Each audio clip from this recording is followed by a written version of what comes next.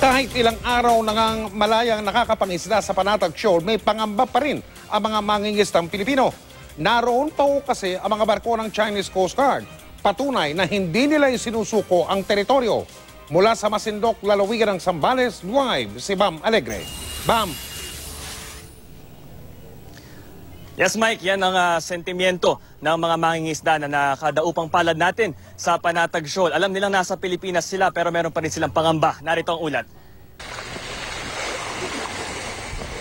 Ilang araw ng malayang nakakapangisda ang mga Pinoy sa paligid hanggang loob ng Panatag Shoal na may international name na Scarborough Shoal matapos ang halos 4 na taong pangaharang ng Chinese Coast Guard. Sa kabila nito, hindi pa rin daw kampante ang mga mangingisdang Pinoy sa lugar. Nakapalibot at nagpapatrol pa rin daw kasi 24 oras ang mga Chinese Coast Guard vessel. Hindi man daw nananakot o nangahabol ang mga ito, malinaw daw ang pahiwatig ng kanilang presensya. Baka buhusan tayo ng tubig. Wala pa tayong kasiguraduhan kung talagang totoo na ba yung open na ba tayo dito sa Scarborough na mangisda. Sa 3 araw na pananatili ng GMA News sa Panatag Shoal, 3 Chinese vessel ang nakita namin. Habang wala ni isang Philippine Coast Guard vessel o barko ng Bureau of Fisheries and Aquatic Resources o BFAR sa lugar. Ang BRP Pampanga at isang BFAR vessel ang huling nakadeploy sa Panatag Shoal. Nirecall o pinabalik daw ang mga ito sa Subic bago tumama ang bagyong Lawin. Sinasabing hitik sa yamang dagat ang Scarborough Shoal. Dahilan kung bakit interesado ang bansang China rito.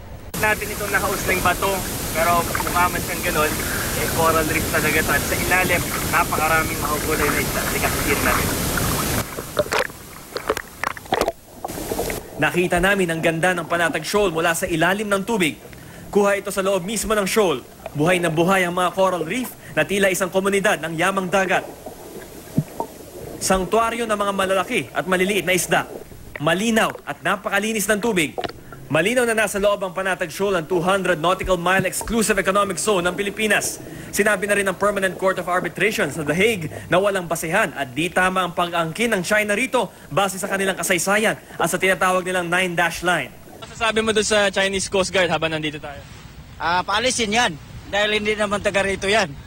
Pero kahit mas panatag ngayon ang pakikitungo ng China sa Pilipinas, pagdating sa Panatag Shoal, malinaw din na hindi nila ito isinusuko sa Pilipinas.